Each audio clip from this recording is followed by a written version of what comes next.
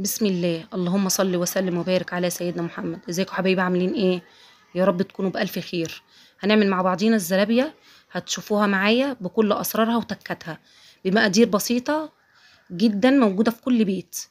يلا معانا على المقادير. أول حاجة هنعمل مع بعضينا الشربات.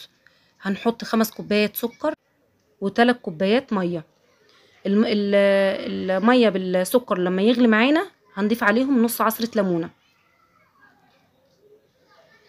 وبعد كده هنغطيها بالغطا. طبعا هتقولوا بنغطي بالغطا ليه؟ علشان ممكن حبيبات سكر تيجي في جنب الحله واحنا مش شايفينها، فبتخلي بعد كده الشربات يسكر معانا. فالحركه دي بتخلي البخار ينزل على السكر ويبقى شربات يعني. فانتي غطيها بس مره ولا مرتين وانت بتعملي الشربات. طبعا الشربات هنسيبه مع بعضينا بعد الغليان 12 ل 15 دقيقه عشان الشربات معاكي يبقى تقيل. طبعا شربات الزلابيه او شربات الحلويات الشرقي بيبقى تقيل وبارد. طبعا اخر حاجه حطينا مع بعضينا الفانيليا. هندخل بقى في مكونات الزلابيه نفسها.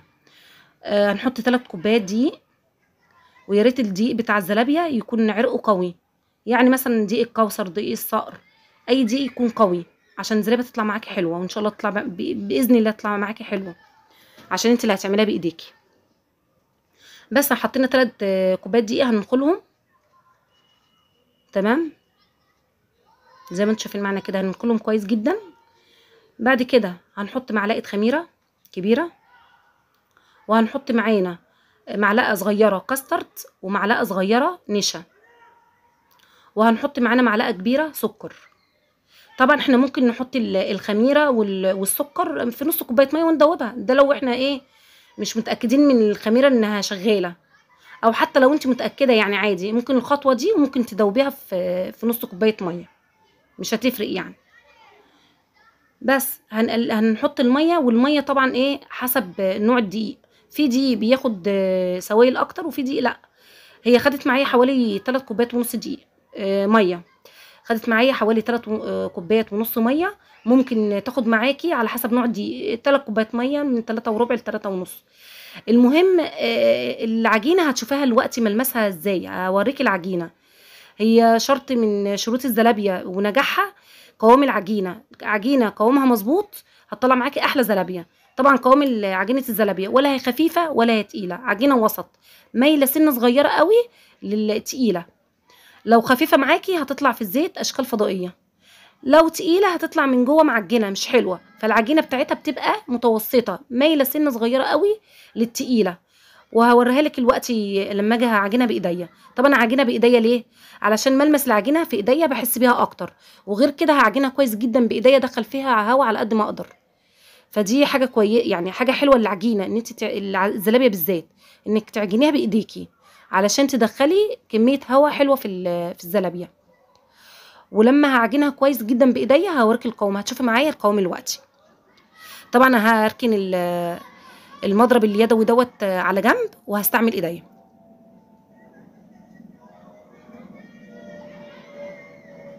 هركنه على جنب، هتشوفوا معايا دلوقتي. كده ابتديت اعجن بايديا. طبعا العجينه لو طلعت معاكي خفيفه عادي تقدري تحطي لها معلقه دقيق، تزودي لها معلقه دقيق معلقتين لحد القوام بتاعك ما يتظبط. طب لو تقيله عادي خالص هحط حبه ميه اهو. شايفين الحركه دي؟ كده بدخل ايه الهواء جوه العجينه. طبعا احتاجت معايا انا ما رضيتش اقطع الحته دي، قلت لازم تشوفوها. حطيت معاكم معلقه دقيق. حسيت انها عايزه معلقه دقيق عشان انا عارفه قوامها. طبعا القوام ده خلاص يعني بقى ايه بالخبره. وحطيت معاكم معلقه صغيره بيكنج باودر، دي بتدي بردك يعني بتدي هشاش للزلابيه حلوه قوي. طبعا سيبنا الزلابيه خمرت، وبعد الزلابيه ما تخمر لازم ضروري بعد ما تخمر نهبط العجينه. لازم لو عملتيها من غير ما تهبطيها هتطلع معاكي تشرب زيت، والعجينه نفسها مش تبقى مظبوطه معاكي خالص. لازم بعد التخمير تنزلي التخمير بتاع العجينه بتاعت الزلابيه في اول مره. زي ما انتم شايفين معايا نص كوبايه زيت، بحط المعلقه فيها وبايديا التانيه بقطع بيها. ومعايا حله احسن حاجه تعملي تسوي فيها الزلابيه الحله، احسن من الطاسه بكتير. ليه بقى؟ لان الزلابيه بتنزل لتحت وتطلع لفوق، فبتاخد راحتها غير الطاسه. الزلابيه وعامه والحاجات التانية بتحب زيت كتير، بس احنا طبعا الزيت غالي، هنعمل ايه؟ حله صغيره، حله صغيره، فهتاخد معاكي زيت مش كتير، بس هتعمل معاكي نتيجه صح. الوقت حطينا الزلابيه زي ما انتم شايفين، ما شاء الله الله اكبر، بسم الله ما شاء الله، كور جميله جدا. طبعا بنقلبها وهنطلعها نص سوا عشان هنديها وش تاني. كده مطلعينها مع بعضينا نص تحميره. بعد كده هبرد الزلابيه خالص. بعد ما تبرد الزلابيه، انا بعجن لسه طبعا بقلي معاكم. بعد الزلابيه ما تبرد برجع تاني في الزيت سخن واديها وش تاني علشان تبقى مقرمشه من بره وطريه من جوه.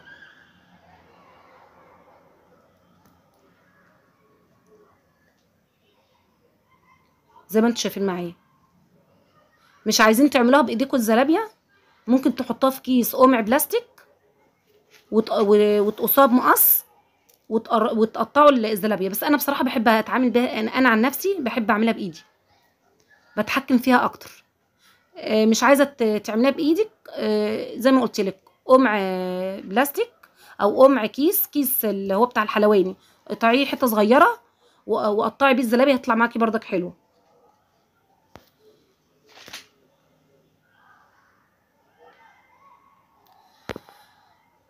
اول طبعا طاسه عامه في المقليات بتاعه الزلابيه او اي مقليات بتطلع معاكي مش مظبوطه قوي مع سخونه الزيت وتظبيط الزيت. اللي بعد كده الاليات كلها بتبقى مظبوطه جدا. يعني ما تجيش اول مره مثلا بتعملي الزلابيه وطلعت معاكي اول طاسه حسيتي اني مش مظبوطه معاكي سنه، تبقى حاجه بسيطه تقولي باظت. لا لا، الزيت بياخد وضعه السخن الصح.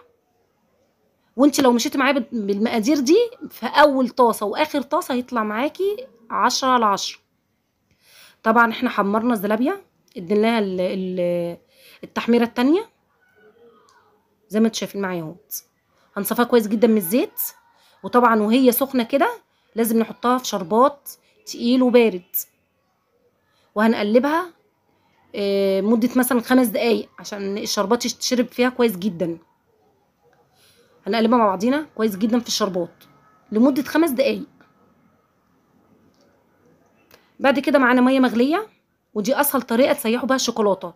كيس وحط الشوكولاته فيها ومعلقه زيت، يعني مكعب الشوكولاته في قلب الكيس وحطوا معلقه زيت وحطها في ميه، هتلاقوها ساحب بالطريقه دي. اسهل طريقه، اسهل من الحمام البخار اللي تسيحوا في الشوكولاته.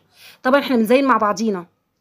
هنحط صوص، هنحط شوكولاته بيضه وشوكولاته غامقه، وهنحط سكر، زلابيه ساده اللي يعجبك. يلا جربوها بقى وقولوا لي ايه رايكم. يا رب يكون الفيديو عجبكم. يلا بقى، يا ريت بقى لايك وشير وسبسكرايب لقناتنا على اليوتيوب علشان كله يشوف الفيديو بتاعنا. السلام عليكم ورحمة الله وبركاته. مع السلامة.